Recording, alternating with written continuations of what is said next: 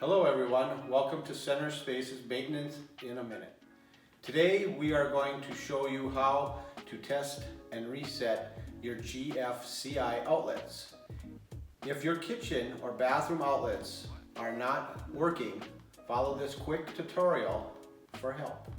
The GFCI outlets, which appear to look just like this, will be found in your kitchen, bathroom, and outside on your patios.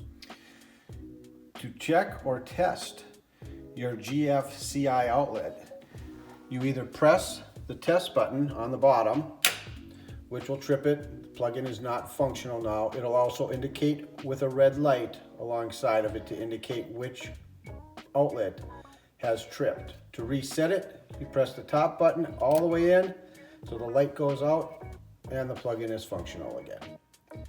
Thank you for watching. We appreciate you as a resident and we hope you found it helpful. If this doesn't fix your problem, please call us. We are happy to help.